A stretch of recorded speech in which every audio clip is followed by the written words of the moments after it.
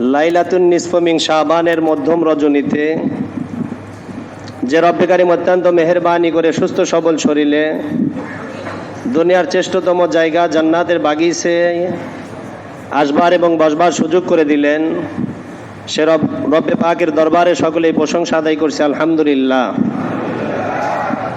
অসংখ্য দরুদ ও সালাম প্রিয় নবী সাইয়্যিদুনা জনাবে মুহাম্মদুর রাসূলুল্লাহ সাল্লাল্লাহু আলাইহি ওয়াসাল্লামের প্রতি।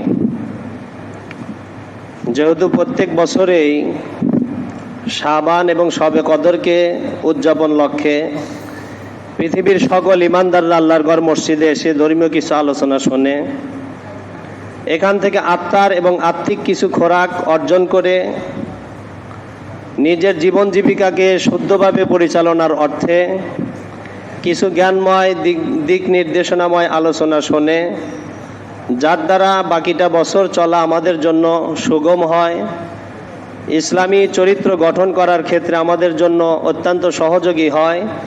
এই জন্য পৃথিবীর সকল মসজিদেই শবে বরাত এবং শবে কদরের ভিতরে ধর্মীয় কিছু আলোচনা করা হয়। সেই লক্ষ্যে বিগত বছরগুলোতেও যেভাবে মসজিদে কথা হয়েছে এবছরও হবে ইনশাআল্লাহ। কি বলেন আপনারা? বাকি আমাদের নামাজের সময় ছিল 8টা 5 মিনিট। আজকে বিশেষ দিনের কারণে হয়তো আমরা সিদ্ধান্ত নিতে পারি নাই পরিপূর্ণভাবে যে আলোচনাটা নামাজের আগেই হবে না নামাজের পরে হবে। তবে যতটুকু আমরা ধারণা পেয়েছি যে মুসল্লিরা হয়তো নামাজ পড়ে থাকবে না, যার কারণে নামাজের পূর্বেই কিছু কথা বলার জন্য অনুরোধ জানানো হয়েছে। আসলে আপনাদের প্রতি আমাদের আস্থা এবং ঈমান এত বেশি হয়েছে যে থাকবো না এই কথার প্রতি আমাদের আশ্বস্ততা বেশি। থাকবো এই ব্যাপারে আমরা আস্থা রাখতে পারতেছি না। আপনারা যে থাকবেন না এইটার প্রতি মানুষের একটু আত্মবিশ্বাস বেশি। এর কারণটা কি? বছরের একটা দিন, এই দিন কিছুটা সময় আমরা মসজিদে থাকবো। সারাটা বছর আমরা নিজের ব্যক্তিগত কাজে সময় ব্যয় করলাম, অথচ এই মুহূর্তে না আছে দোকানপাট খোলা, না আছে অফিস আদালত খোলা। কি বলেন? বাংলার জমিনে সকল কোর্ট কাছারি বর্তমান বন্ধ, না চালু আছে কোথাও? হয়তো 2-4টা যানবাহন রোডঘাটে চলতেছে। তবে একটা দরজা কখনো বন্ধ হয় না, সার্বক্ষণিকভাবে খোলা থাকে। সে দরজা কার? এই দরজায় হাত বিছানোর জন্য নির্দিষ্ট কোনো সময়ের প্রয়োজন হয় না, নির্দিষ্ট কোনো প্রয়োজনীয় এমন থাকে না যার প্রয়োজনীয় মুহূর্ত ছাড়া না চাইলে পাওয়াও যাবে না। আমাদের যেমন প্রত্যেক শুক্র এবং সোমবার বাজারঘাটের একটা সময় নির্ধারণ থাকে, বিশেষ করে গামছা হাটের, যা যদি ফজর থেকে 8টার ভিতরে যাই বাম্পার ফলন, এরপরে গেলে আর দেখা যায় যে বেচা কেনা খুব একটা হয় না। কি বলেন? আল্লাহর দরবারটাও কি এমন যে হয়তো আসি 8টার থেকে 9টার মধ্যে কিছু চালিয়ে দিব, তারপরে আর চাওয়ার সুযোগ নাই? কি বলেন? আমাদের আল্লাহ কি এমন না? যখন চাইবেন তখনই দিবে, যখন চাইবো তখনই দিবে। এই বিশ্বাস কি আমাদের সবার আছে? 1500 বছরে যে জিনিসটা মানুষ হাজারো বিজ্ঞান আর বৈজ্ঞানিকটা কোরআনের একটা হরফকে পরিবর্তন করতে পারে নাই, আজকে এরকম একটা মুহূর্তে কোরআনের প্রায় 26টা আয়াতকে সংশোধন করার একটা পায়চারা চালাইতেছে। হয়তো আমার কথা কারো কাছে নতুন হতে পারে, আর যারা ফেসবুক ইউটিউবের সাথে পরিচিত তারা মনে করতেছেন কথাটা পুরান। কি বলেন আপনারা? কোরআনে কি কোনো ভুল ছিল? আছে? ভবিষ্যতে হবে? 3 কথাই যদি আমরা আশ্বস্ত হই, তাহলে এই কি 3 কথার দাবিতে আমাদের কিছু কার্যকলাপ আর ভূমিকাও পালন করতে হবে। ঈমান আনার জন্য ইসলামের মৌলিক 7টা বিষয়ের প্রতি দৃঢ়ভাবে স্থির আর আস্থা যদি আপনাদের আমাদের না থাকে, তাহলে সেই ব্যক্তি টুপি পরা পাঞ্জাবিওয়ালা জুব্বাওয়ালা হলেও তাকে মুমিন বলে কোরআনে সাব্যস্ত করা হবে না। এই জন্য আগে আমরা সংক্ষিপ্ত বিবরণে এটা বুঝবো মুমিন কাকে বলা হয়, তারপরে মুমিনের ঈমানের দায়িত্ব কার উপর। বিগত আলোচনাতে আমরা একটা কথা বারবার বলেছিলাম, মানুষের সামনে মৌলিকভাবে 4টা জিনিস রাখা হয়। কয় জিনিস? একটা হইতেছে সম্পদ, অর্থ, জায়গা জমি, নগদ কিংবা বাকি। এইটা মানুষের কাছে একটা দামি জিনিস। সম্পদ যার কাছে আছে তার একটা মূল্যায়ন আছে, দাম আছে। দ্বিতীয় নম্বর, মানুষের কাছে আর একটা জিনিস মূল্যবান, তার ইজ্জত। কি? ইজ্জত। টাকা আছে, ইজ্জত আছে, সাথে সাথে মানুষের কাছে আর একটা জিনিস দামি, জীবন। তারপরে আর একটা জিনিস দামি, সেটার নাম ঈমান। এই চারটা জিনিসকে সামনে রেখে সংক্ষিপ্তভাবে আমরা যে কথা বোঝার চেষ্টা করব, আসলে ঈমানের দাম কোথায়, টাকার দাম কোথায়, জীবনের দাম কোথায়, আর ইজ্জতের দাম কোথায়। এই চারটা জিনিসের থেকে মৌলিকভাবে কোন জিনিসটার দাম সবচাইতে বেশি, এটা যদি বুঝতে পারি, আমাদের ভবিষ্যৎ জীবন সংশোধনীয় হবে। এ ব্যাপারে পুরো আমরা আশ্বস্ত। কি বলেন আপনারা? আপনার কাছে 1 কোটি টাকা আছে, কিন্তু আপনার কাছে ইজ্জত নাই, কিংবা আপনার কাছে ইজ্জতকে বিক্রি করার মতন একটা বিষয় সামনে উপস্থাপনা করা হয়েছে, সেই ক্ষেত্রে আপনার টাকা দিয়ে ইজ্জত রক্ষা করার প্রয়োজনীয়তা আছে কি না? বলেন। টাকা হলে যদি ইজ্জত রক্ষা করা যায়, তাহলে টাকাকে ছাড়তে হবে, ইজ্জতকে রক্ষা করতে হবে। 1 নম্বর কথা। 2 নম্বর কথা, টাকাও আছে, ইজ্জতও আছে, এখন আপনার কাছে জীবন সবচাইতে দামি। আপনি যদি মনে করেন যে ইজ্জত যাই যাক, আমার জীবনটাকে রক্ষা করতে হবে, জীবনটাকে রক্ষা করতে হবে, তাহলে আপনাকে অর্থও কোরবানি দিতে হবে, ইজ্জতও কোরবানি দিতে হবে, জীবনটাকেও কোরবানি করার জন্য এই 2টা জিনিসকে ব্যবহার করতে হবে। যেমন জীবনের ব্যাপারে একটা উদাহরণ আমরা সকলে আনতে পারি। যদি 8-10টা নওজোয়ান যুবকের সামনে একটা যুবতী যদি সম্মুখীন হয়ে যায়, তার যদি ইজ্জতের উপরে আঘাত আসে, তাকে যদি ধর্ষণ করতে চায়, তাহলে ওই নারী একার পক্ষে ওই 10 জন পুরুষের সাথে ধস্তাধস্তি করে নিজের যৌবনকে রক্ষা করতে পারবে না? আপনাদের কি মনে হয় পারবো? 2-1 জন হলেই তো কমাস কম পারার কথা। কি বলেন? আর যদি এমন একজন পুরুষও হয় যার হাতে অস্ত্র আছে, কি আছে? পুরুষ একা, কিন্তু হাতে আছে কি? অস্ত্র। তারপরেও মনে হয় যে জীবন রক্ষা করা যাবে না। এই সময় ইজ্জত যাইতে পারে, কিন্তু জীবনটা বাঁচানোর প্রয়োজন আছে কি না? তাহলে আমার টাকা আছে, ইজ্জত আছে, জীবন আছে, কিন্তু এই 3টা জিনিস, যে জিনিসের মূল্যায়নের সাথে মূল্যতি হয়, মূল্যবান হয়, সেই জিনিসটা যদি আমার কাছে না থাকে, তাহলে এই 3 জিনিসের কোনো মর্যাদা থাকে না। 3 জিনিসের থেকে সবচাইতে দামি জিনিসটা কি? ঈমান। দামি জিনিসের নাম কি? ঈমান। এই ঈমানটা কোথায় আছে, কিভাবে আছে, আমাদের সাথে আছে কি না? যদি মনে করে আছে, তাহলে আমাকে তালাশ করতে হবে আমার জীবনের কোন অংশে ঈমান আছে। যদি মনে করেন আপনার ইজ্জত আছে, তাহলে ইসলামের ক্ষেত্রে আপনার ইজ্জতটা কতটা দায়িত্ব আর ভূমিকা পালন করতেছে। আর যদি মনে করেন আপনার কাছে সম্পদ আছে, সেই সম্পদ দিয়ে ঈমানকে রক্ষা করার ব্যবহার আপনার দ্বারা, আমার দ্বারা হয়েছে কিনা, এটা আজকে ওজন করা উচিত। প্রাইমারি সহ যতগুলো স্কুল এবং কলেজ প্রতিষ্ঠান আছে, প্রত্যেকটা প্রতিষ্ঠানেই কিছু পরীক্ষকরা ছাত্রদেরকে পরীক্ষা নেবার জন্য একটা ব্যবস্থাপত্র প্রত্যেক বছরই 3টা পরীক্ষার মধ্য দিয়ে ছাত্রছাত্রীদের ভাগ্যের পরীক্ষার নির্ণয় করে কি না? যে একটা ছেলে লেখাপড়া করছে, ভালোই করলো না মন্দই করলো, এই জাতীয় প্রত্যেকটা বছর পেলের থেকে শুরু করে নার্সারি সহ বিসিএস ক্যাডার হওয়া পর্যন্ত প্রত্যেকটা স্টুডেন্টের সামনে পরীক্ষার একটা ব্যবস্থা থাকে। এই পরীক্ষাটা আসে কেন? সহজ কথায়, পরীক্ষার্থীদের মান উন্নয়নের লক্ষ্যে এই পরীক্ষার ব্যবস্থা। পরীক্ষার্থীদের মান উন্নয়নের লক্ষ্যে এই ব্যবস্থাগুলা পরীক্ষকরা করে থাকেন। কারণ যতদিন পরীক্ষা না হয় কে ভালো ছাত্র কে ভালো ছাত্র নয়, এটা পার্থক্য করা সম্ভব হয় না। অনুরূপভাবে ঈমানও একটা সম্পদ।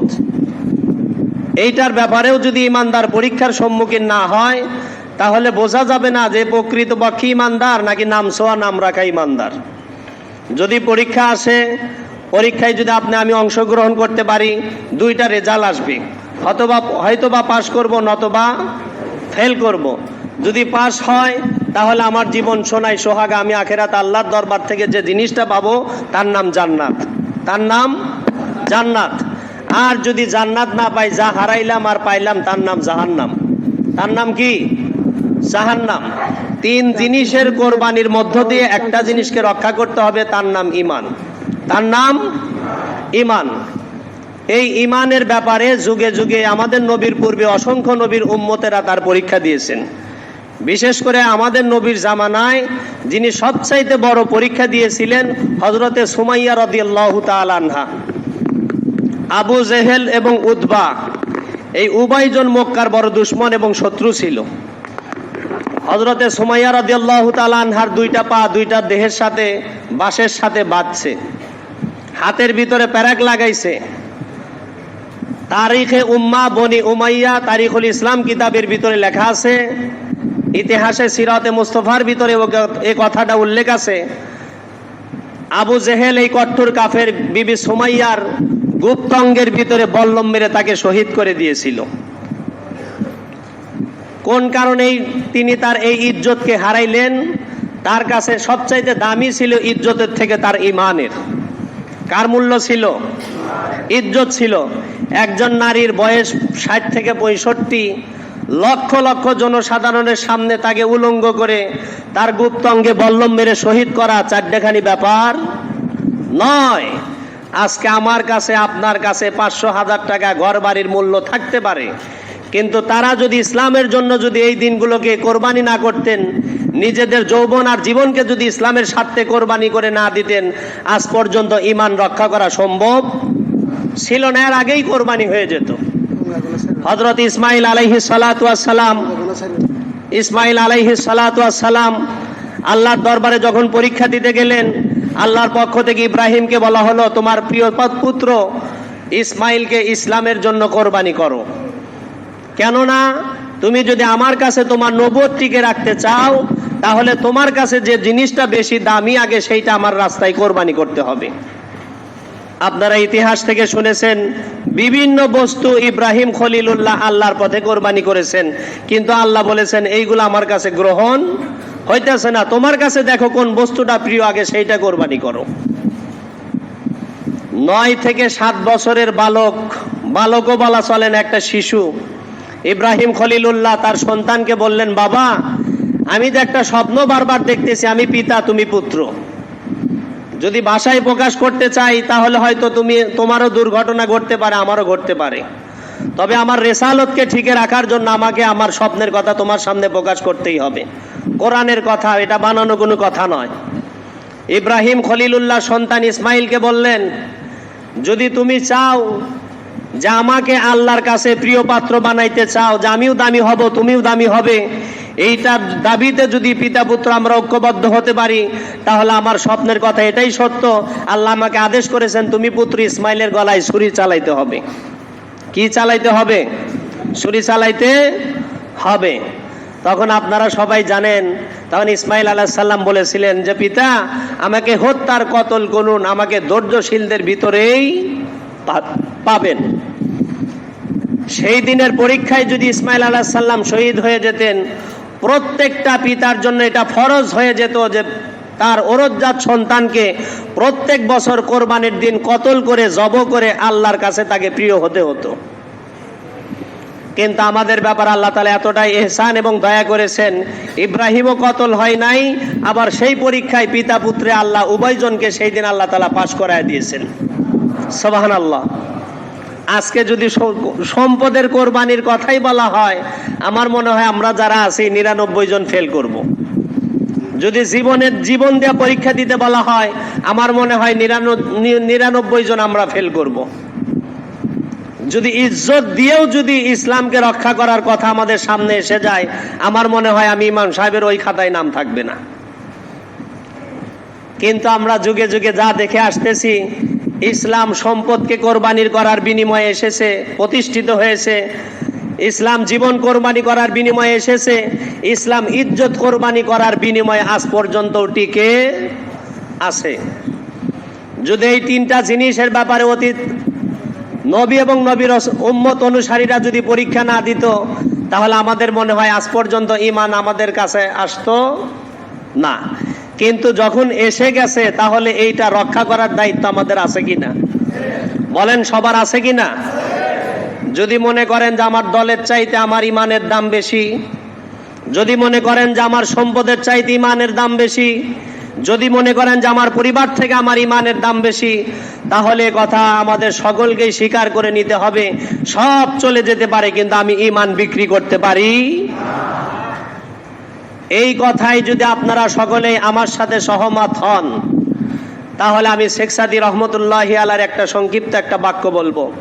ইয়ারে নেকু রুয়ে গিরদ আজ নাইম, ইয়ারে বদ আজ রুয়ে গিরদ আজ জাহিম। শেখ সাদী রহমতুল্লাহ আলাইহি একটা কথা বলেছেন যে সব সময় অসৎ সঙ্গ মানুষকে জাহান্নামে নিক্ষেপ করে, আর সব সময় সৎসর্গ ভালো সম্পর্ক মানুষকে জান্নাতে প্রবেশ করায়। সুবহানাল্লাহ। শেখ সাদী রহমতুল্লাহ আলাইহি এই কথা বলে একটা উপদেশ আমাদের সামনে রেখে গেছেন। তিনি বলেছেন মানুষের আমল হয় দুই প্রকার, একটা বাহ্যিক আমল আর একটা ভিতরগত আমল।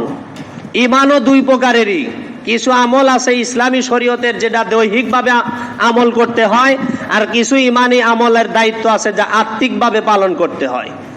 আত্মিক আমল করতে হয় আপনার ভিতরে জেনার লোভ আছে, আত্মিক আমল করতে হবে আপনার ভিতরে হিংসা আছে, আপনার ভিতরে অহংকার আছে।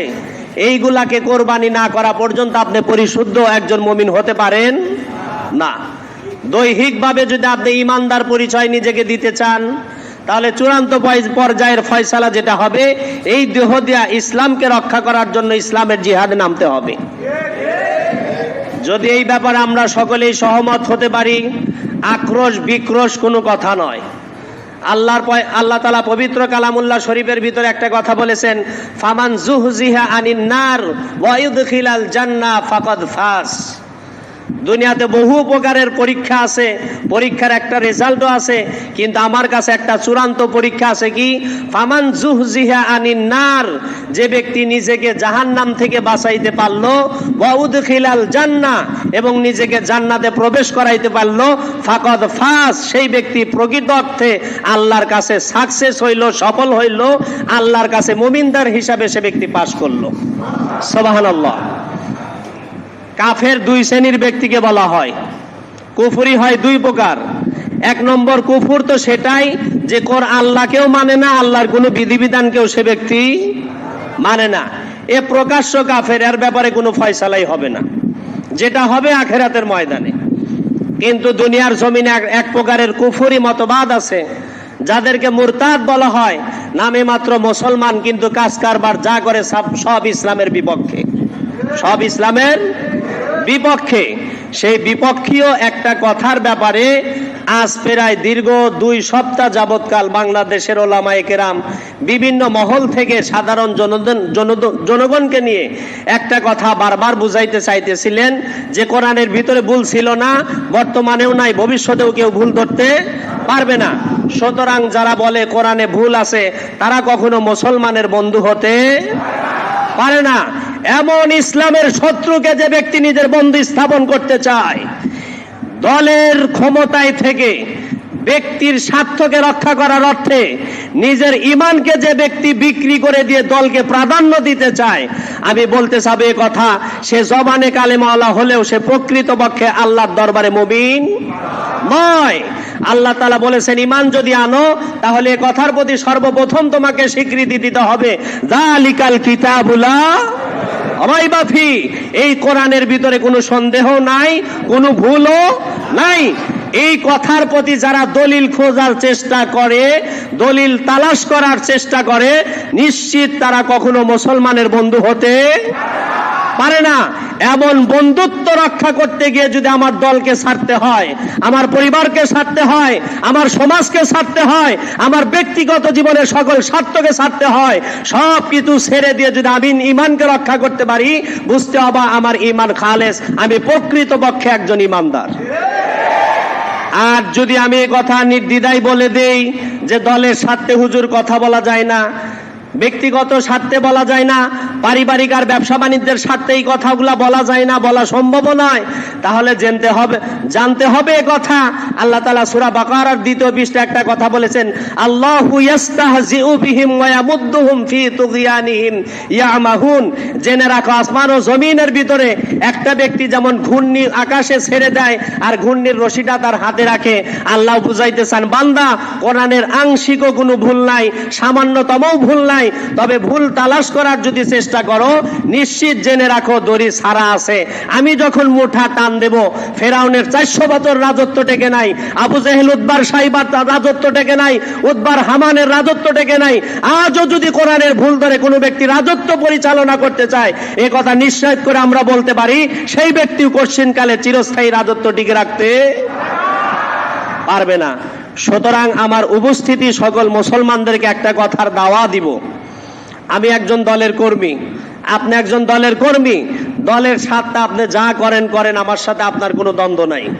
কিন্তু যে দল ইসলামের ভুল ধরতে চায়, যে দল ইসলামের একটা আয়াতকে অস্বীকার করতে চায়, যে দল ইসলামের একটা অংশকে ভুল সাব্যস্ত করতে চায়, এমন দলের সাথে যদি আপনি বলেন আমি আছি, নির্ঘাতে কথা মনে রাখবেন, পয়গম্বর আলাইহিস সালাতু ওয়াস সালাম এই কথা বলেছেন, মান রাআ বিনকুম মুনকারান ফালিয়ুগাইয়িরহু বিয়াদি, যে ব্যক্তি তোমাদের ভিতরে ইসলাম বিদ্বেষী এমন কোনো কাজ করে যা ইসলাম বিদ্বেষী হয়ে যায়, ইমানদারের সর্বপ্রথম দাবি থাকবে এটা হাত দ্বারা সেই ব্যক্তিকে প্রতিরোধ করতে হবে।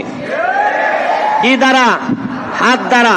যদি হাত দ্বারা প্রতিরোধ করার ক্ষমতা তৈরি হয় তাহলে এ কথা নিশ্চিত হয়ে যাবে, ওয়াকাতিলুহুম হাইসু সাকিফতুমুহুম, তোমার সাধ্য মোতাবেক যতটুকু সম্ভব হয় যুদ্ধের ময়দানে নেমে পড়ো, জিহাদ করো, ইসলামের স্বার্থে, ঈমান রক্ষার স্বার্থে তোমার জীবনকে ইসলামের পথে কোরবানি করে দাও। এই জন্য আমার সকল মুসল্লিদেরকে একটা কথা বলবো, আমার হতে পারে আওয়ামী লীগ আমার একজন ভাই, হতে পারে জামাত ইসলাম আমার একজন ভাই, বিএনপি আমার একজন ভাই, জাসদ আমার একজন ভাই, এটা আমি অস্বীকার করব না। ভাই হিসাবে আদমের সকল পুত্র, আমরা সকলেই ভাই ভাই, এতে কোনো সন্দেহ নাই। তবে এই পরিচয়ে আবু জেহেলকে নিজের ভাই বলা যাবে না,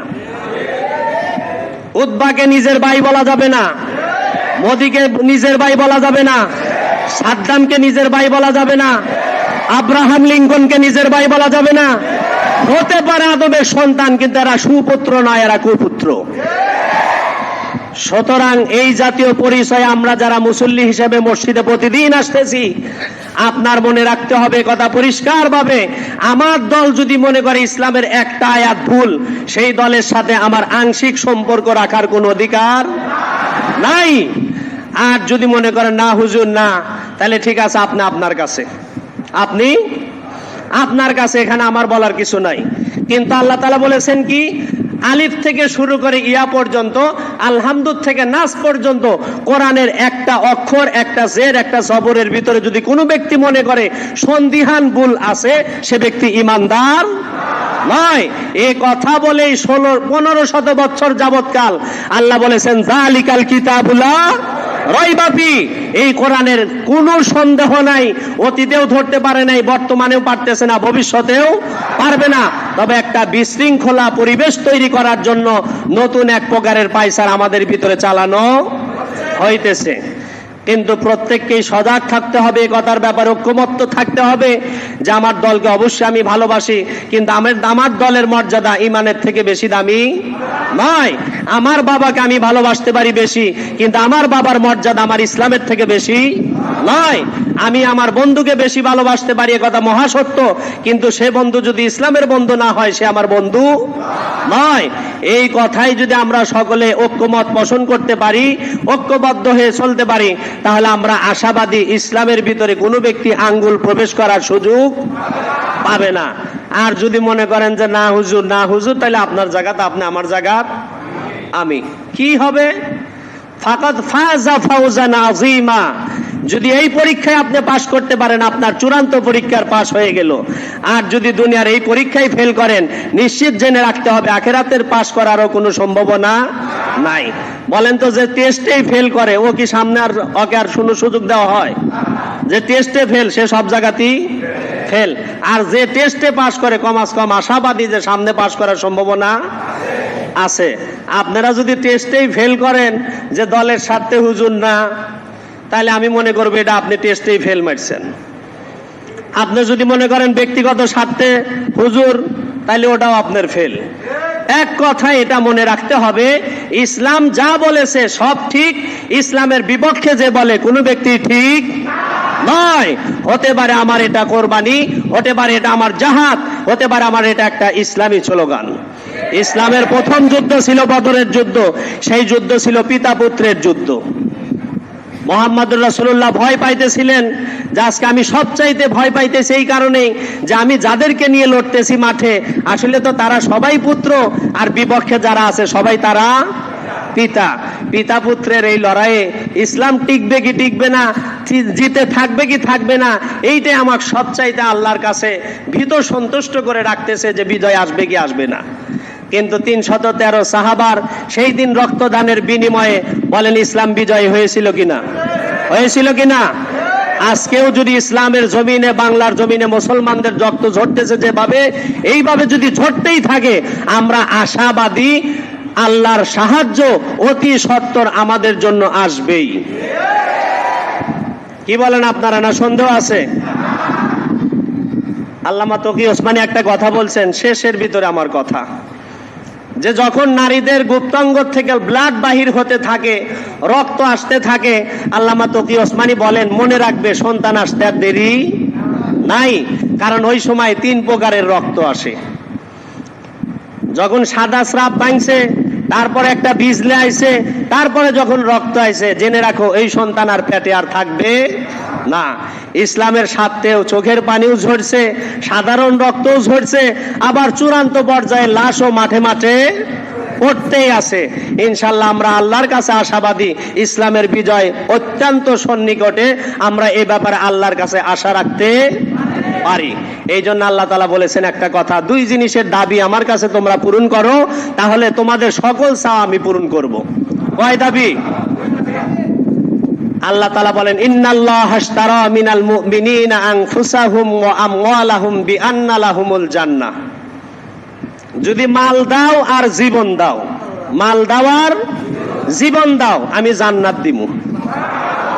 কয় জিনিস দেওয়া লাগবে? 2 জিনিস, মাল আর জীবন। আর মালটা দিবেন কোনে? মসজিদেও দিতে পারেন, মাদ্রাসাও দিতে পারেন, দরিদ্র অসহায়কেও দিতে পারেন, রাস্তাঘাটের স্বার্থেও দিতে পারেন, সমাজ সেবার যে কোনো অঙ্গনে আপনি সহযোগিতা করতে পারেন। তবে সবচাইতে বড় সহযোগিতা সেটাই হবে যেদিন ইসলামের নামে অর্থ লাগবে, সেই দিন অর্থ দেওয়াটাই হবে আল্লাহর রাস্তায় উত্তম মাল দেওয়া। 2 নম্বর কথা জীবন দেওয়া। 2 নম্বর কি? জীবন দেওয়া। সাহাবায়ে কেরামদের সামনে রাসূল যখন এই কথাগুলো বলতেছিলেন, সব বলতেছেন ইয়া রাসূলুল্লাহ জান্নাত কি? আল্লাহ জান্নাতের কথা শুনান, জান্নাত কি আর সেই কথা একটু শোনান। পয়গাম্বার বলেন, আজকে বিজ্ঞান বলতেছে, পয়গাম্বারের কথা অনেক দূরেই রেখে দিলাম। পয়গাম্বার আলাইহিস সালাতু ওয়াস সালাম বলেছিলেন যে মক্কার ঘর থেকে হযরত, নামটা ভুলে গেলাম,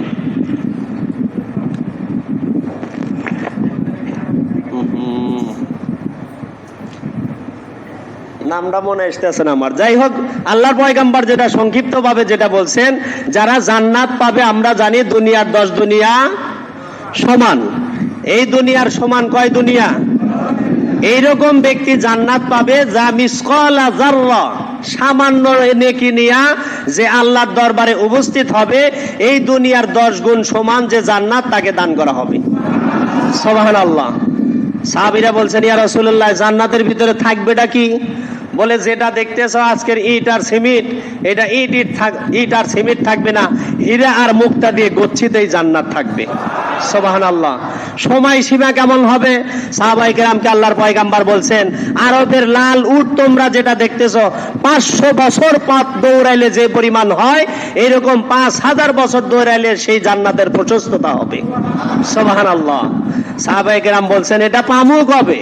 বলে আজকে যদি শহীদ হও আজকেই। সুবহানাল্লাহ।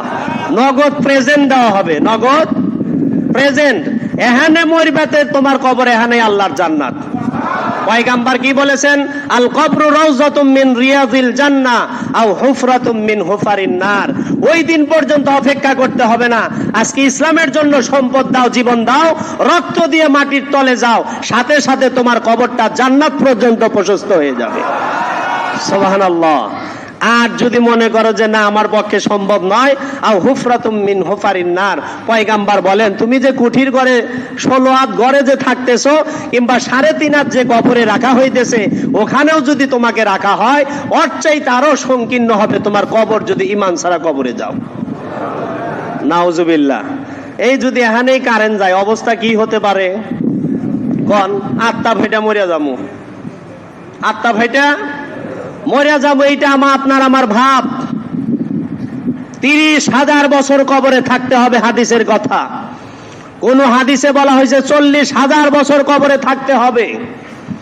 5 মিনিট কারেন্ট না থাকলেই যদি বউকে টর্চারিং করেন ফ্যান দেওয়ার জন্য, হাত পাখা লাগানোর জন্য, উতাল পাতাল হয়ে যান, কোথায় বসলে পারে একটু মানে উষ্ণ ছায়া আর উষ্ণ বাতাস অনুভব হবে, এইরকম একটা পরিবেশ যেমন দুনিয়ার জমিন থেকে আপনি তালাশ করতেছেন, জেনে রাখবেন এই দেহ যখন কবরে যাবে সেদিনও এরকম একটা উষ্ণ আবাসের আমারও আপনার প্রয়োজন হবে।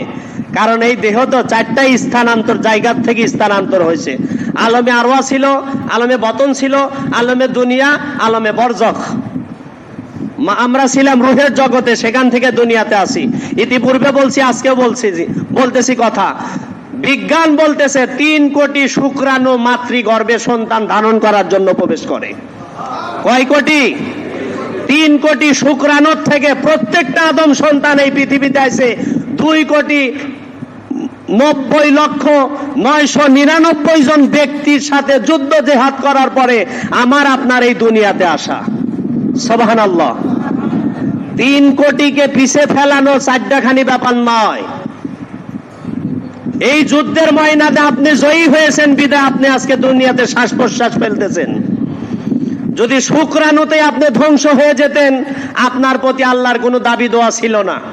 কিন্তু সেই দিন আল্লাহ আপনাকে বিজয়ী করেছে বিধায় আজকে দুনিয়ার শ্বাস প্রশ্বাস আল্লাহ আপনার প্রতি জারি রেখেছেন। সেই মাতৃগর্ভে থেকে যখন আমি আপনি দুনিয়াতে আসলাম, আল্লাহ তাআলা এখানে সৃষ্টি জগতের কথা বলতেছে। আসমান ও জমিন ফি সাত্তাতি আইয়ামিন সুম্মা ইস্তাওয়া আলাল আরশ। আল্লাহ বলেন আসমান ও জমিনকে আমি মাত্র 6 দিনে সৃষ্টি করছি। কয় দিনে? 6 দিনে। বান্দা, তোমাকে সৃষ্টি করতে আমার সময় লেগেছে 10.5 মাস। কয় দিন? খুঁটিবিহীন আকাশ তৈরি করতে 6 দিন লাগলো। এই দুনিয়ার থেকে 13 লক্ষ গুণ বড় চন্দ্র সূর্যকে সৃষ্টি করতে আল্লাহর 6 দিন লাগলো। আপনাকে এত লম্বা সময় দিয়ে সৃষ্টি কেন করলো? আল্লাহ কি ফু দিলে হইলেনি না? আমরা কি হতাম না ফু দিলে এই মানুষগুলো? বলেন সম্ভব ছিল কিনা? কিন্তু আল্লাহ তাআলা বুঝান যে না বান্দা, তোমাকে এই লম্বা সময় নিয়ে একটা দায়িত্ব তোমার সামনে আছে। ওয়ায়াস্তাখলিফান্নাকুম ফিল আরদি ফানাজিরুন কাইফা তা'মালুন। আমি তোমাকে দুনিয়াতে নেতৃত্ব দিব, খলিফা বানাবো, আমার প্রতিনিধি বানাবো। সেই দুনিয়ায় তোমাকে ধৈর্যের সাথে কাজ করতে হবে, ইনসাফের সাথে কাজ করতে হবে, আদালতের সাথে কাজ করতে হবে, সততার সাথে কাজ করতে হবে, জীবন দিতে হবে, জীবন নিতে হবে। যদি এইগুলার ক্ষেত্রে যদি লম্বা সময় তোমাকে সময় দিয়ে যদি তৈরি না করতাম, তুমি নিমিষেই শেষ হয়ে যেতে, নিমিষেই শেষ হয়ে যেতে। মানুষ একটা আমরা প্রবাদে বলে, বেশি পারো না ঝড়ে ভেঙ্গে যাইব, বেশি খাটে হয়েও না ছাগলে খায়া নিব। আল্লাহ তাআলা বলেন ঝড়ের গতিতেও বানা নাই, ছাগলের গতিতেও বানাই নাই, বানাইছি 10.5 মাস। সুতরাং তোমার প্রতি আমার কিছু দায়িত্ব এবং দাওয়া আছে, দাবি আছে।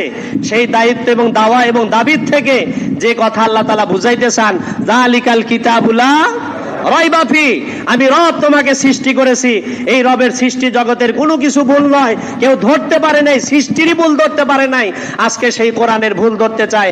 আজও আমরা মাতৃগর্ভে দুগ্ধদায়ী পোষ্য শিশুর মতন আমরা মুসলমান জাতি, বিশেষ করে পাইসলেবাসী, মনে হয় মায়ের কোলে ঘুম পাড়তেছি, মায়ের কোলে ঘুম পাড়তেছি। ইউটিউব চ্যানেলগুলা দেখলে পারে আরে ভাই, আগে তো মোদিকে বলতাম বাবরি মসজিদ তছনছ করে ফেলাইছে। এইটা আমাদের একটা ওল্ড একটা আলোচনা ছিল, সেদিনের কথা বাদ দিলাম। আজকে মোদির ইজ্জত রক্ষা করার জন্য বাংলার সন্তানরা জীবন দিতেছে, বাংলার সন্তানরা জীবন দিতেছে। সেদিন তাদের ব্যাপারে আমরা আফসোস করতাম, আজকে নিজেদের ব্যাপারে আফসোস, অনুশোচনা জাগানো উচিত। যদি না জাগে, আপনি ঘুমাইয়াই থাকবেন, ঈমান থাকবে না। আপনি ঘুমাইয়াই থাকবেন, আপনার সম্পদ থাকবে না। আপনি সজাগ থাকলে চাইলেও আপনার সম্পদ আপনার হাতছানি হয়ে যাবে, রক্ষা করার শক্তি থাকবে না। সুতরাং ঈমান যার কাছে থাকবে না, সেই ব্যক্তির কাছে আল্লাহর দুনিয়ার কোনো সম্পদও থাকবে না। যার কাছে ঈমান আছে তার কাছে সব আছে, যার কাছে ঈমান নাই তার কাছে কিচ্ছু নাই। এটা মনে রাখতে হবে। হাদিস শরীফের ভিতরে আছে, যদি একজন আল্লাহওয়ালা এই পৃথিবীতে থাকে, জমিন ঠিক থাকবে। যদি আল্লাহওয়ালা একজন না থাকে, জমিন ঠিক থাকবে না। বর থাকলে যাত্রীর খাবার বৈধ এবং যাত্রী খাদ্য পায়। বর যদি না থাকে, যাত্রী খাবার পায় না। এই দুনিয়ার বর হইতেছে আল্লাহ বলনেওয়ালা প্রত্যেকটা ইমানদার। হতে পারে সে আমার আওয়ামী লীগের ভাই, যদি তাহাজ্জুদ সালাতে আল্লাহর দরবারে পানি ফেলায়, হতে পারে আমার জামাতের ভাই যদি তাহাজ্জুদ সালাতে চোখের পানি ফেলায়, হতে পারে আমার বিএমপির ভাই যদি তাহাজ্জুদের সালাতে পানি ফেলায়, হতে পারে আমার আট্রসির ভাই শিরিক বাদ দিয়ে যদি সেও যদি চোখের পানি রাত্রিতে ফেলায়, তার মূল্য আল্লাহর কাছে সবচাইতে বেশি। কতটুক বেশি? পয়গম্বর আলাইহিস সালাম হাদিসের ভিতরে বলেন, জাহান্নামের আগুন নিভাইতে মাত্র পারে দুই প্রকারের পানি। কয় প্রকারের পানি? দুই প্রকারের পানি। এক হলো শহীদের রক্ত, আর দ্বিতীয় নম্বর তাহাজ্জুদের সালাতের চোখের পানি। সুবহানাল্লাহ। এই দুই প্রকারের পানি ছাড়া জাহান্নামের আগুন নির্বাপিত করা কোশ্চিন কালেও সম্ভব নয়। এই ব্যাপারে আল্লাহ তাআলা বলেন, ফাইল্লাম তাফআলু ওয়ালান তাফআলু ফাত্তাকুন নার আল্লাতী ওয়াকুদুহান নাস ওয়াল হিজারা উইদ্দাত লিল কাফিরিন। এই ইমানদার জাতিরা, কোরআনের কোনোদিনও ভুল ছিল না, বর্তমানেও নাই, ভবিষ্যতেও থাকবে না। কিন্তু জেনে রাখো, যারা এই কোরআনের সাথে পায়চারা করেছে, অতীতেও তারা টিকতে পারে নাই, আজও টিকতে পারবে না, ভবিষ্যতেও থাকার সম্ভাবনা নাই।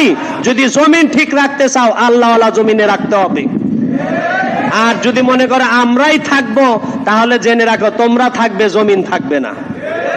তোমরা থাকবে, জমিন থাকবে না। আর যে জমিনে আমরা থাকবো না, সেই জমিনে তোমাদের কোনো মূল্য থাকবে না। সুতরাং ইমানদার থাকলে জমিনের দাম আছে, ইমানদার না থাকলে জমিনের দাম নাই।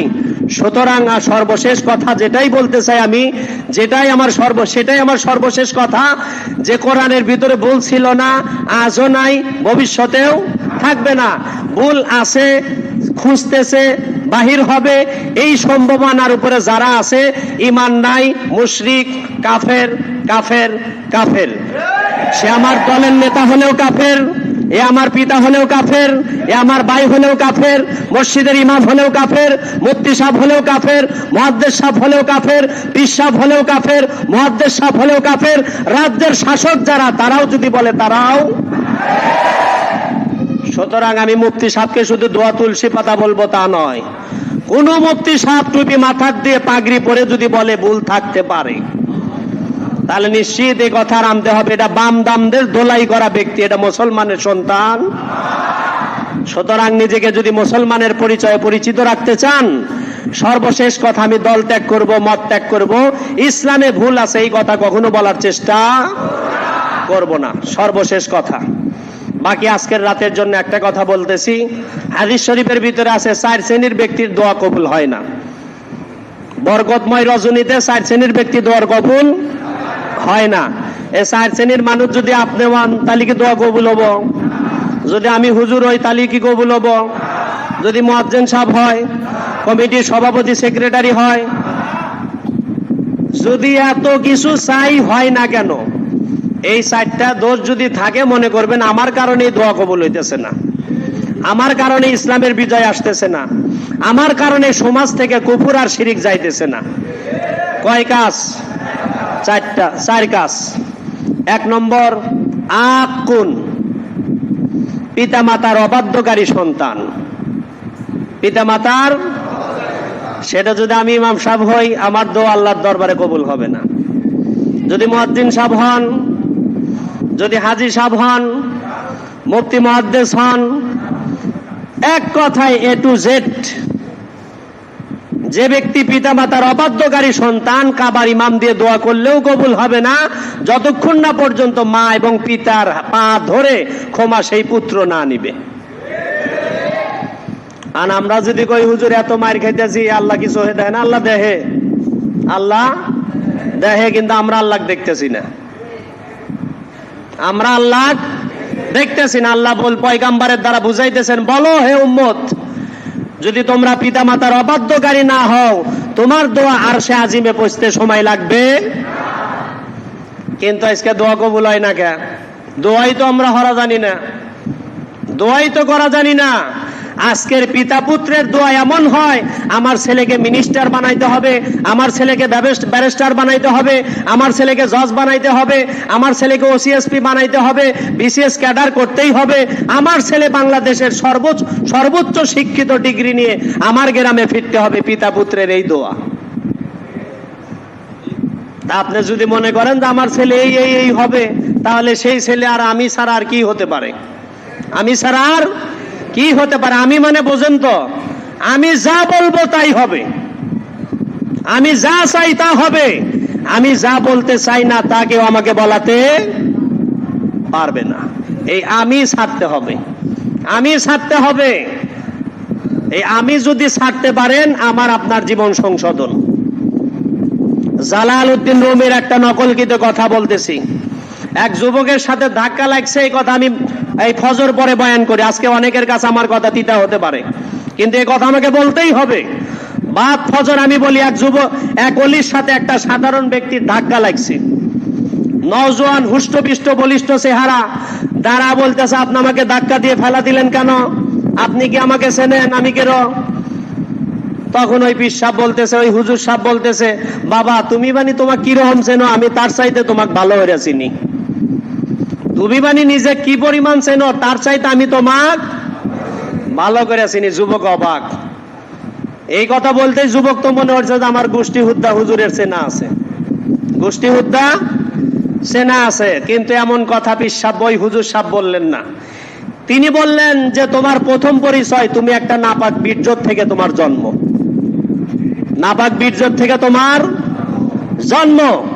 তোমার দ্বিতীয় পরিচয়, তুমি কবরে যখন পৌঁছবা, তোমার নাক মুখ দেহ পোকা মাকড় কীট পোকার খাদ্য, কীট পোকার খাদ্য। তোমার শুরুটা নাপাক বীর্য, শেষটাও আর একটা জীবের খাদ্য। মাঝখানে কি? গুয়ের একটা ট্যাঙ্কি। কিসের ট্যাঙ্কি? যা পিছন রাস্তা দিয়ে বাড়াইলেও অজু ছোটে, উপর রাস্তা দিয়ে বাড়াইলেও ছোটে। আর যদি একটু রিজার্ভ ব্যাংক থেকে ছেড়ে দেন, তাহলে তো মজমাই শেষ। মজমাই, রিজার্ভ ব্যাংক বুঝতে চান তো? 7 দিন হলে খাইছেন, সার্ভিস করতে পারেন নাই। আল্লাহর ওলির এই বিবরণ শুনে ওই যুবক হতভম্ব হয়ে গেছে। আসলে কথাও তো তাই। আমি কে? আমি তো আসলে একটা নাপাক, একটা বীর্য, যা বাহির হলেই দুর্গন্ধ। মরে গেলে তো 71-এর লাশ, দা কাক সিং সগুর টুকরা টুকরা খাইছে, আমরা 1, 2, 3 বয়ে দেখছি। মাঝখানে যেটা আছে আমার আপনার দেহের ভিতরে, শুধু নাপাকি আর নাপাকি, শুধু গু আর গু। এর চাইতে আমার বড় পরিচয় আল্লাহর দরবারে আর কি আছে? কিন্তু আল্লাহ তাআলা বলেন না, ইন্না আকরামাকুম ইনদাল্লাহি আতকাকুম। বান্দা, যদিও তোমার শুরুটা নাপাক, শেষটাও খারাপ, মধ্যস্থটা খারাপ, কিন্তু একটা জিনিস তোমার ভিতরে আমি রেখে দিয়েছি, ইন্না আকরামাকুম ইনদাল্লাহি আতকাকুম। যদি তাকওয়া অর্জন করতে পারো, এই 7 আসমানের চাইতে তোমার দাম সবচাইতে বেশি। সুবহানাল্লাহ। তাহলে আমি যদি আমাকে পচায়া ফেলাই, কারো আর দাম বাড়ানোর প্রয়োজন আছে? আর যদি আমি বলি না, আমি একজন গোলাম, যেভাবে আমার নবী বলেছেন, আমি গোলামের ঘরে গোলাম, আমার পিতাও গোলাম সাগর আর বাকর, আমি মুহাম্মদুর রাসূলুল্লাহ কিষান থেকে রাজপ্রসাদ পর্যন্ত রাজ্য সিংহাসন আমি মুহাম্মদুর রাসূলুল্লাহ পরিচালনা করেছি। 63 বছরের জিন্দেগির আংশিক ভুল ধরারও কেউ কোনোদিন সুযোগ পাই নাই। সেই নবীর চরিত্র তো চুনকালি মাখাই হয়েছে, সর্বশেষে নবীর প্রতি নাজিলকৃত কোরআনেরও ভুল ধরার চেষ্টা চলতেছে।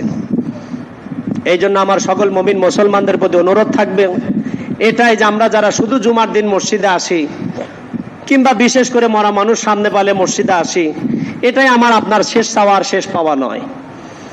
আমি তো আমার মসজিদে, আমি গতকালকেও বলছি, আমার ফোনে যদি একটা মিস কল আসে, বারবার দেখি, সজাগ হই, কে দিছে তার খোঁজ খবর নেই। রব্বে কারিম 5 বেলা মুয়াজ্জিন দ্বারা আমাকে ডাকতেছেন, হাইয়া আলাল ফালাহ, হাইয়া আলাস সালাহ, কত কামাতিস সালাহ, কত কামাতিস সালাহ। বারবার বলতেছে মুয়াজ্জিন, ডাকে ডেকে আমাকে এই কথা বলতেছে। এমন দরদি আর কে আছে? তোমার পিতার পুত্র তো দলের নেতাতে এমন, আজকে অপরাধী সাব্যস্ত হয়েছো, মুহূর্তের মধ্যে তোমাকে দল থেকে বহিষ্কার করা হবে। সেটা যে দলেরই তুমি কর্মী হও না কেন, আর আমি কর্মী হই না কেন, দলের বিরুদ্ধে কথা বললে পারে দলের আর কর্মী থাকা যায় না। কিন্তু আপনার রব, আমার রব, মার দোলনাথ থেকে শুরু করে কবর পর্যন্ত শ্বাসে শ্বাসে আপনার প্রতি, আমার প্রতি যে ইহসান আর দয়া করেছেন, এইটার প্রতিদান আমার আর আপনার কি আছে? বলেন, আছে কি কারো কাছে প্রতিদান? কোনো প্রতিদান আমরা আল্লাহর দিতে পারবো না। আমার মাই দেখলাম তো, যেদিন আমি ক্রসফায়ারের আসামি হয়ে যাইতেছি, আমার মা আর আমাকে পুত্র বলে পরিচয় দিতেছে না। আমার দলের নেতা কর্মী আমার জন্য আর দলকে সাপোর্ট করে না, আমার জন্য কোনো সহযোগিতা পাই না। কিন্তু আল্লাহ তাআলা বুঝাইতেছেন, বান্দা আসছিস একা, যাইবি একা, মাঝখানে শুধু ওয়াস্তাখলিফাকুম ফিল আরদ, আমার গোলামি করে আয়, তোর জন্য আরশে আজিম সাজায় রেখেছি। সুবহানাল্লাহ।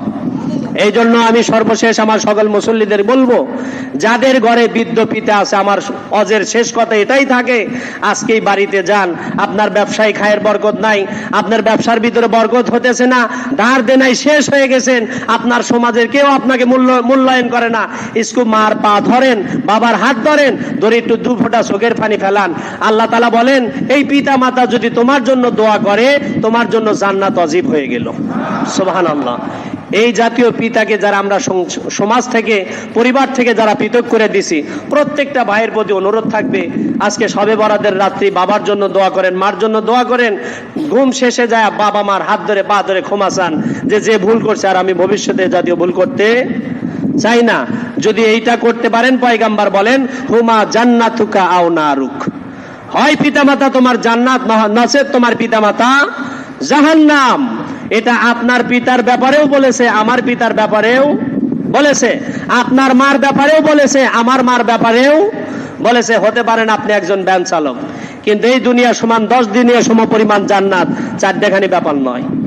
আজকে পাইছিলার হাটে মূল স্পটে যদি একটা দোকান নিতে চান, এই যে হাজী সাহেবরা মার্কেট করছে, কমপক্ষে 1.5-2-3 লক্ষ টাকা অ্যাডভান্সেস দিতে হয়েছে কিনা, অধিকাংশ দোকানে দিতে হয় কিনা। অ্যাডভান্স দেওয়া ছাড়া কোনো দোকানদার আপনাকে দোকান দিতে চায় না, কিন্তু আপনি আমার রব অ্যাডভান্স অতিরিক্ত দিয়ে রেখেছেন। শ্বাস প্রশ্বাসে অ্যাডভান্স আছে, ব্লাডে অ্যাডভান্স আছে, কিডনিতে অ্যাডভান্স আছে। প্রত্যেকটা মুহূর্তে আপনি যা চান, আপনি আল্লাহর সাথে হারাম খাইলেও করলেও আল্লাহ আপনাকে দিবে, আপনি চাইলেও দিবেন, না চাইলেও দিবে। এক কথায় আল্লাহ রব হিসাবে বান্দা চাইলেও দিবে, না চাইলেও দিবে। কিন্তু আল্লাহ তাআলা বলেন, ওয়াবুদুল্লাহ ওয়ালা তুশরিকু বিহি শাইআ, তোমরা আল্লাহর গোলামি করো, আল্লাহর সাথে কাউকে শিরিক করো না। মান তাশাব্বাহা বিকওমিন ফাহুয়া মিনহুম, যদি রাম দাম তোমার বন্ধু হয়, জাহান্নাম তাদের সাথে। ইমানদার যদি বন্ধু হয়, জান্নাত তাদের সাথে। আল্লাহ তাআলা আমাদের সকলকেই মাফ করুক, 5 জায়গায় সালাত, তাকবীরুল্লাহ এবং জামাতের সাথে আদায় করার তৌফিক দান করুক। তবে 4 ব্যক্তির দোয়া কবুল হয় না, একটা বললাম শুধুমাত্র পিতামাতার অবাধ্যকারী সন্তান। আর 4র্থ নম্বর বলবো, এটাই শেষ, সময় কম, হুজুর হয়তো 2-4 কথা বলবে, প্রায় 1 ঘন্টা হয়ে যেতেছে। 4র্থ নম্বরটা বলতেছি। 4র্থ নম্বর, আমরা সবাই তো কম বেশি গুনার সাথে জর্জরিত, কিন্তু 4র্থ নম্বর পয়গাম্বার বলেছেন, ওয়ালা মুদমিনু খামারিন, যারা খমর খায়, মদ খায়, ইয়াবা খায়, এই জাতীয় ব্যক্তি যারা সুদ খায় তারা। আর আপনি যদি মনে করেন যে হুজুর আমার দ্বারা কি এইগুলা ছাড়া সম্ভব, হ্যাঁ অবশ্যই। ওয়ালাল আখিরাতু খায়রুল লাকা উলা, দুনিয়ার তুচ্ছতার মহব্বত যদি ছাড়তে না পারেন, আখিরাতের উচ্চতা আপনার জন্য বরাদ্দ হবে না। এই জন্য আমি আমার এই মসজিদে বাদ ফজর বলছি, যারা বিড়িখোর আছেন, সামনে রমজান মাস আসতেছে, আজকের থেকে 1 প্যাকেটের কাছে 9টাই নিয়ে আসেন, 9টার কাছে 8টা নিয়ে আসেন, 8টার কাছে 7টা আনেন। এইভাবে শাবানের 15 দিনে যে মদ খান, বিড়ি খান, ইয়াবা খান, গুল খান, খারাপ যে নেশা আপনার আছে, এই 15 দিনে ছাড়ার চেষ্টা করেন। আল্লাহর মেহেরবানিতে মাহে রমজানের সেহরি আর ইফতারের শেষে আর বিড়ির টান দিতে হবে। যদি এই দুনিয়ার মহব্বত ছাড়তে পারেন, আখিরাতের মহব্বত আপনার দিলে আল্লাহ দিয়ে দিবে। আল্লাহ তাআলা আমাদের সকলেই কবুল করুক, আমিন। তাহলে 4র্থ নম্বর কইলাম আর 1ম নম্বর কইলাম, এই দুইটা কম বেশি সবাই আর সাথে জড়িত। বলার তো প্রয়োজন হুজুর এখানে আছে, ওয়ালা মান্নানুন, ওয়ালা মান্নানুন, ওয়ালা মান্নানুন। 2য় নম্বর, উপকার করে খোটা দেওয়া, উপকার করে খোটে দেওয়া।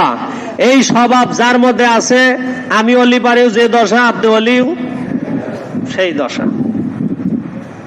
তবে বেহেশতের একটা সুবর্ণনীয় একটা কথা বলবো, যেহেতু সময় শেষ, তারপর আপনারা জি জি হি হি করতেছেন, সংক্ষিপ্ত বলতেছি। ইমাম আবু হানিফাকে এক বেচারা প্রশ্ন করছিল যে আমরা যখনই জান্নাতের কথা বলি, বারবার মানুষ বলে যে হুজুর জান্নাতে এত দিবে এত দিব, জাগা কোনে, জাগা কোনে? আর খালি পারেই সব হাওয়া হবো, এটাও তো বিশ্বাস করা যায় না। কি বলেন? খালি তো যেগুলো এক মুড়া দেয়া বাড়ায় নাকি, কিন্তু বেহেশতে খাইবেন কোনোটাও পরিবার কি হবে না, পায়খানার মল আসবে না। এক একটা ফল একবার চিবাইলে 70 প্রকারের গ্রান চড়বে, 70 প্রকারের স্বাদ পাবেন। এমন খাদ্য আল্লাহ তাআলা বেহেশতে আপনাকে আমাকে দিবেন। কিন্তু হুজুর সেই দিন খামু, এসব যাইব কোনে? আঙ্গুর খামু, ফল খামু, বিড়ি সিগারেট যাই খামু, দোয়া তো ছাড়া নাকবো। হুজুর হেগুলা যাইব কোনে? ইমাম আবু হানিফা রাহমাতুল্লাহ আলাইহি তকি ওসমানী সব নকল করে বলেন, তুমি 9.5 মাস 10 মাস মাতৃ গর্ভে থাকলা, মায়ের যে ব্লাড তোমাকে যে খাওয়াইলো, একদিনও তোমার পায়খানা চাপে নাই। 10.5 মাস কারো পায়খানা করা লাগছে? বলেন পেশাব আসছে কোনোদিন মাতৃ গর্ভে?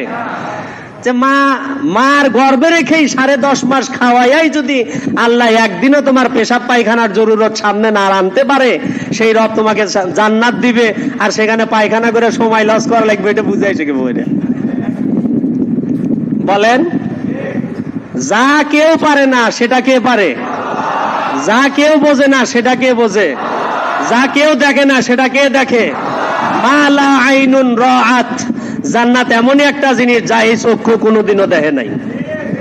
ওয়ালা উযুনুন সামিআত, জান্নাত এমনই একটা জিনিস যা কান কোনোদিন শোনে নাই। ওয়ালা খাতারা কলবি আলা বাশার, জান্নাত এমন একটা জিনিস যা অন্তরে কখনো কল্পনাও জাগে নাই, এরই নাম জান্নাত। তাহলে এটা কিরকম হইবার পারে? আজকে একটু রাত্রিতে সময় দেন, অনেক সময় হয়ে গেছে, যেহেতু আমার কথা অনেক লম্বা হয়ে গেছে। আমি প্রায় এই 6 আলোচনা ধরছিলাম, প্রায় 1 ঘন্টা পার ভাব। আমার কথা বলেই যদি সব শেষ হয়ে যায়, আপনারা চাইবেন কি আল্লাহর কাছে? তবে মিজানুর রহমান আজহারি একটা কথা বলছেন দোয়াতে, হজে গিয়ে এক বেচারা দোয়া করতেছে, সময় তো পায় না, অল্প সময় ধাক্কা ধাক্কি করে ধরা, কয় যে হে বেচারা যা করতেছে, আল্লাহ ভবিষ্যতে অতীতে যা চাচ্ছি তাই দিও, আমনে যা চামু তাই দিও, এই আমার চাওয়া। শর্ট দোয়া, কি দোয়া? যা চাচি পাই নাই হেডও দিও, যা চামু হেডও দিও। মানে অত কি খুঁটা খুঁটা খাওয়া যায়? কি চামু? এই যে জাতীয় কিছু শর্ট দোয়া থাকে, এই শর্ট দোয়ার আজকে রাত আলা আমি মুস্তাগফিরিন ফাগফির আল্লাহ, আল্লাহ বলতেছেন বান্দা কি চাবি ক, আজকে দিয়ে দিমু, যা চাবি তাই দিমু, যত চাবি ততই দিমু। আর আপনি যদি ছাতি কম চান, আমার হরার কি আছে? আপনি চান যে এই মসজিদের ইমাম আমি হমু, আপনি চান যে আমি এই দেশের প্রধান সরকার হমু, আপনি কন যে আমি জেলা প্রধান হমু, অসুবিধা কি? চাওয়ার তো দোষ নাই, কিন্তু খালি চালি হবো না, এই কামও হারা নাইব। এইটাই শেষ কথা। যে কর্মে আছেন, যে ধর্মে আছেন, যেভাবে আছেন, প্রত্যেক ব্যক্তি জানেন যে লক্ষ্যে আমি ছুটতেছি সেই কাজ না করলে লক্ষ্যে পৌঁছা যায় না। আমার পথটাও যদি, আমার লক্ষ্যটাও যদি জান্নাত হয়, আমার জান্নাতের লক্ষ্যের যে কাজ সেই কাজই করে যেতে। সেই কাজ কি সবাই জানেন, তারপরে বলতেছি। ইসলামের মৌলিক ভিত্তি 5টি। 1 নম্বর লা ইলাহা ইল্লাল্লাহ, এটা তো স্বীকার করছেন। এর মধ্যে তো অবশ্যই 26টা কোরআনের আয়াত ভুল আছে, বলেন রসুলের কোনো একটা হাদিস ভুল আছে। 1 নম্বর কথা শেষ। আল্লাহ ছাড়া দ্বিতীয় কোনো ইলা নাই, মুহাম্মদুর রাসূলুল্লাহর ঊর্ধ্বে উত্তম কোনো চরিত্র পৃথিবীতে নাই। 2 নম্বর 5 বেলার সালাত। 5 বেলার আছে তো আপনাদের কাছে, সবার কাছে আছে।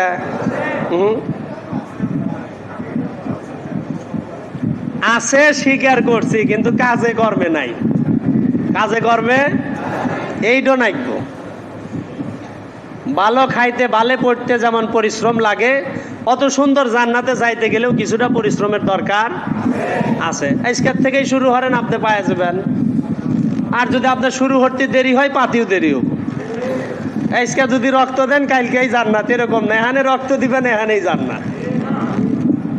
আর আসি তো মসজিদে, মসজিদের ক্যানভাস না হলেও চলে না, ঠঙ্গা তো দিয়েই হালাইছেন। বিগত বছরে মসজিদ কমিটি আপনাদের সাথে যা বলুক, যা করুক, যতটুকু করার করছে।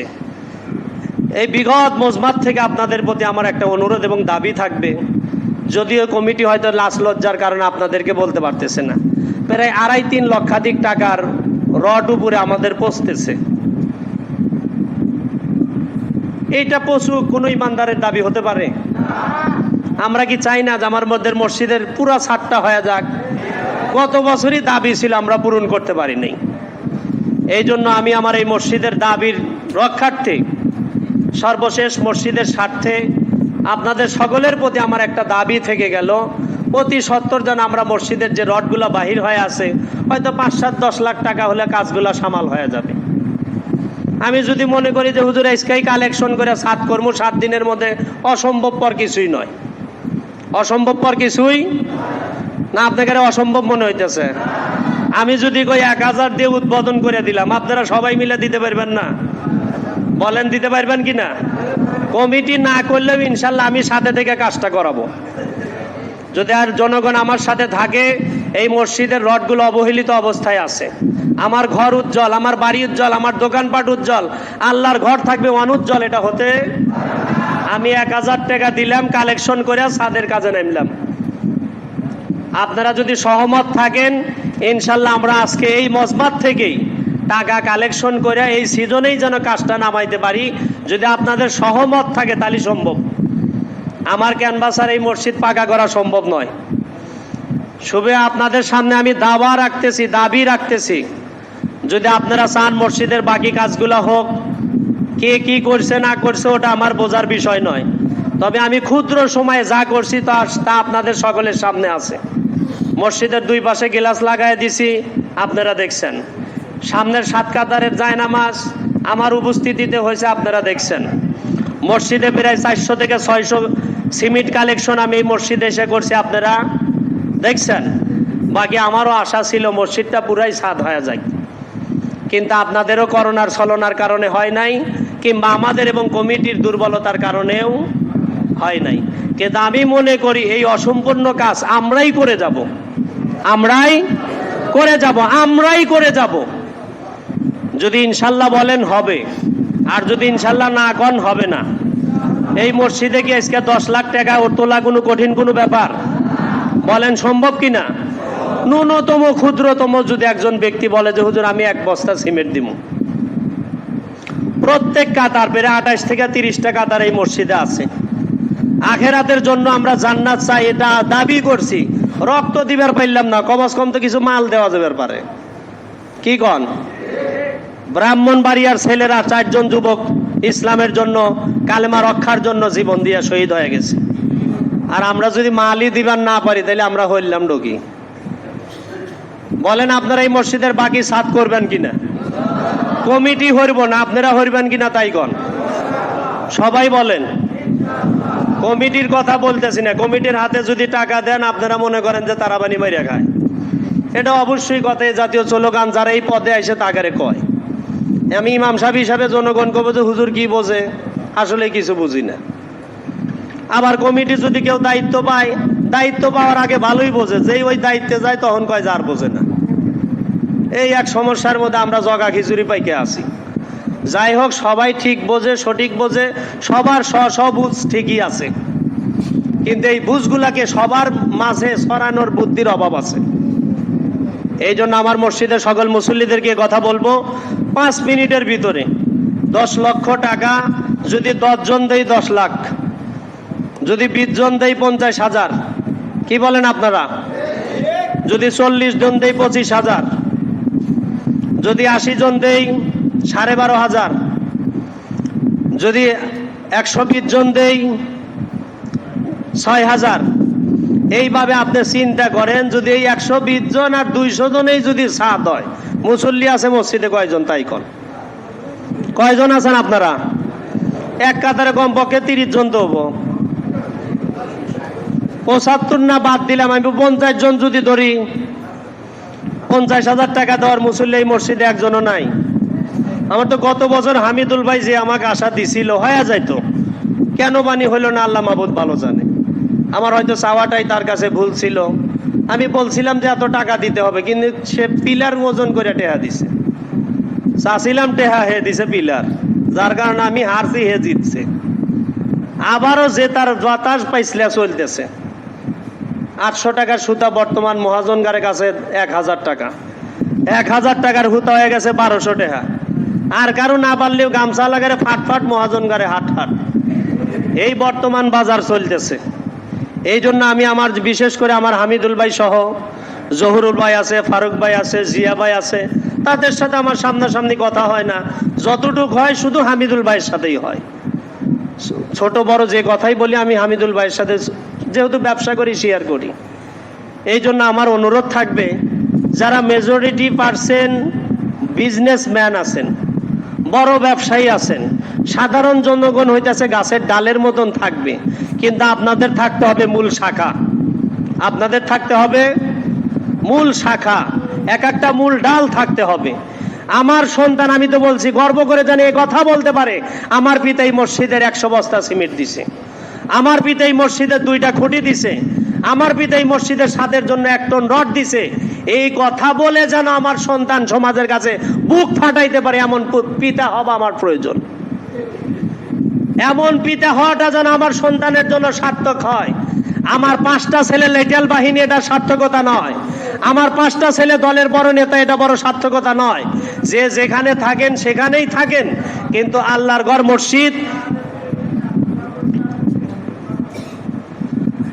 এই জন্য যারা মসজিদে আছি, কথা শেষ, এই জন্য অনুরোধ থাকবে, এই জন্য মসজিদের যে কাজটা বারবার মুসল্লিরা আসে বলে হুজুর রড নষ্ট হইতেছে, অনুরোধ থাকবে হামিদুল ভাই সহ যারা আছি, ময় মুরব্বী সহ, আমরা যেন এই মসজিদের এই অবহেলিত রডগুলাকে যেন আমরা সুন্দর একটা রূপ দিতে পারি। আল্লাহ তাআলা যেন আমাদের সকলকে সেই তৌফিক দান করে, আমিন। বিশেষ করে হয়তো যার 1টা ঘন্টা আমি আজকে নষ্ট করলাম, হতে পারে আপনাদের কাছে আমার এই আলোচনাগুলা লসই হতে পারে। তবে আল্লাহ যদি এই লসটা যদি আখেরাতে আমাকে বড় পুঁজি বানায় দেয়, আমার জন্য ওইটাই মঙ্গল হবে। যাই হোক, কথা অনেক লম্বা হয়ে গেছে। মসজিদের বাকি ছাদের কথা যেটা বললাম, যদি আপনাদের সহমত থাকে ছাদ হবে, আর যদি সহমত না থাকে তাহলে ছাদ হতে একটু সময় লাগবে।